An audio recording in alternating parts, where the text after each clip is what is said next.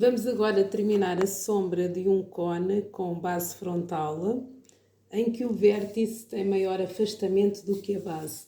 Antes de visualizar este vídeo, eu recomendo que seja visualizado o vídeo da pirâmide com base frontal, também com vértice com maior afastamento do que a base, porque o raciocínio é o mesmo, a zona da sombra projetada vai ser a mesma, portanto a sombra projetada corresponde à área iluminada de qualquer sólido, neste caso também de um cone, e percebendo como é que se termina a sombra numa pirâmide, com estas características, vai ser mais fácil também compreender a sombra de um cone com estas características semelhantes. No caso, então, base frontal com vértice com maior afastamento do que a base.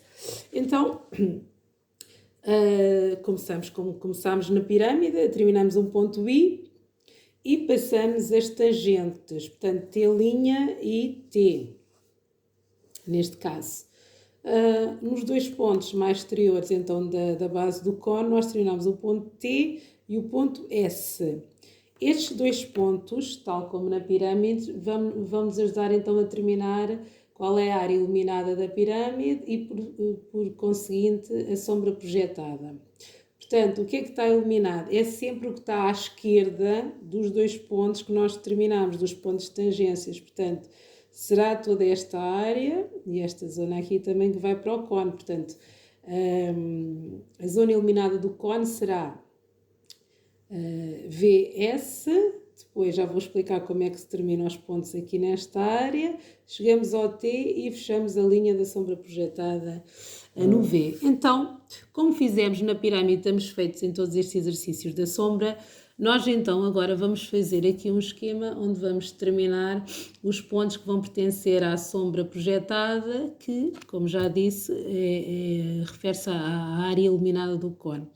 Então, com este esquema vai ser possível de forma mais direta nós determinarmos quais são os pontos que nós temos que fazer aqui, já no esquema que fiz em baixo para terminar então a sombra projetada.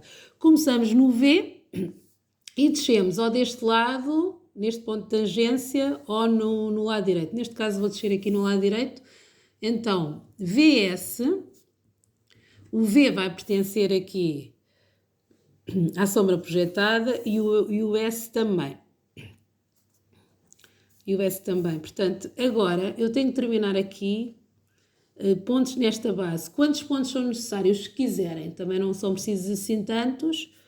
Eu, por exemplo, aqui sugiro que terminemos 3. Portanto, eu tenho aqui o C, o B e o A. Portanto, por exemplo, afastados 1 centímetro, mais ou menos de cada um. Chego aqui, a esta zona aqui, e tenho o ponto T. Portanto, ainda aqui um bocadinho atrás, esta é a fase número 1, esta é a fase número 2. Para fechar a linha da sombra projetada, será então TV, que é a fase número 3. Portanto, como eu disse, esta linha a vermelho aqui corresponde então à zona da sombra projetada. Aqui eu tenho aqui, já do lado direito, portanto, eu tenho aqui a vermelho, T, V, S e os 3 pontos aqui da base, a vermelho também não há, e do lado direito tenho, portanto, aqui comecei no ponto V, pronto, desci até ao ponto S, etapa número 1, termino, tens pontos na base, já que isto é um cone e não uma pirâmide, nós temos que ser nós a terminar 3 pontos da base. Quando encontro o segundo ponto de tangência, que era este aqui, que é o nosso T, e aqui está o ponto T, nós subimos e fechamos a linha em V. Portanto, as etapas estão aqui, TV, a seguir os 3 pontos da base e depois fechamos a linha em TV. Ok? Também tenho aqui.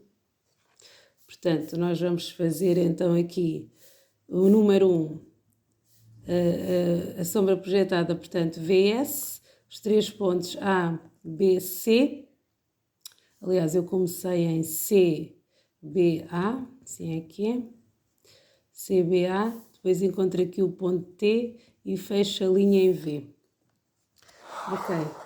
Pronto, então estes pontos correspondem aqui à nossa sombra projetada, que eu tenho aqui o VS2, o nosso V, depois o S, vou unir, não é? Portanto, VS.